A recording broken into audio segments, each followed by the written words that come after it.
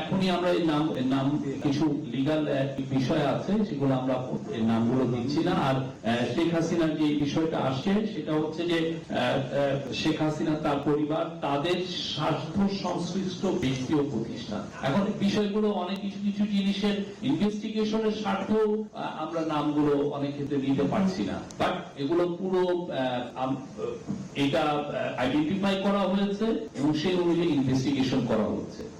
কারা কারা তাদের সাথে কনসার্ন, কারা তাদের সাথে কোথায় কোথায় স্বার্থ সংশ্লিষ্টতা আছে সেটা দেখে সেই অনুযায়ী ইনভেস্টিগেশন করা হচ্ছে। সেটা অবশ্যই দিব। আমরা যে দুইজনের দুইটা বিষয় বলেছি এইটা পুরোটা আমরা আপনাদেরকে দিব।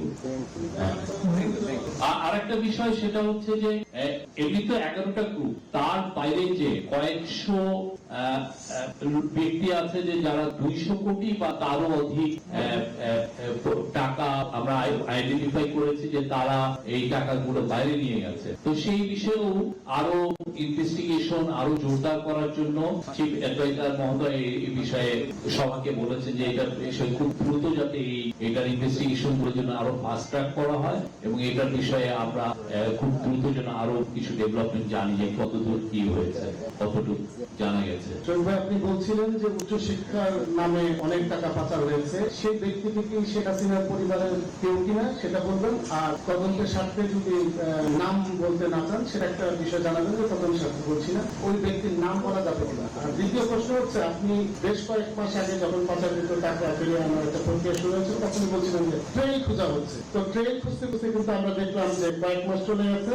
আমরা জানি যে অন্তর্বর্তী সরকার আগামী মার্চ বা ডিসেম্বর বা জুন নানা ডেট দেওয়া হচ্ছে। এই সময়ের মধ্যে আপনারা আশা করছেন কিনা যে আপনাদের আমলে এই টাকা আদৌ উদ্ধার হবে কিনা? কারণ আপনারা যে প্রক্রিয়ার কথা বলছেন, বিদেশে গিয়ে আবেদন জানাবেন, তারা ফ্রিজ করবে কিনা, বা এই ধরনের কোন উদাহরণ আছে কিনা যে এক দেশের সরকার আরেক দেশে গিয়ে ব্যাংক অ্যাকাউন্ট ফ্রিজ করতে বললে তারা করে কিনা? এই বিষয়ে একটু ক্লিয়ার করবেন। না, ব্যাংক অ্যাকাউন্ট ফ্রিজ করে এটা উদাহরণ যথেষ্ট আছে, কিন্তু একটা বিষয় আপনারা জানবেন এই বিষয়টা কিন্তু খুবই সময় সাধ্য ব্যাপার। এটা কিন্তু আপনি বললেন যে আজকে কেন, এটার সাথে অনেকগুলো লিগাল এক্সপেক্ট আছে। আপনার লিগাল জিনিসগুলো অ্যাড্রেস করতে হয়, গভর্নমেন্টের অনেকগুলো এজেন্সির সাথে এটা কোঅর্ডিনেশনের বিষয় আছে, তারপরে বিদেশি প্রতিষ্ঠানের সাথে প্রতি স্টেপে লিগাল বিষয়গুলো দেখতে হয়। এটা আপনি আজকে চেলেন যে কালকে এটা হয়ে গেল এরকম কিন্তু না। আপনি অন্যান্য দেশগুলোতে দেখেন, কিছু দেশ যেমন এশিয়ার মধ্যে দুই একটা দেশ আছে, যেমন ফিলিপিন্সের মার্কোসের টাকার বিষয়ে আপনি দেখেন কতটুকু এই 19-20 বছর আগের বিষয়, বা অ্যাঙ্গোলা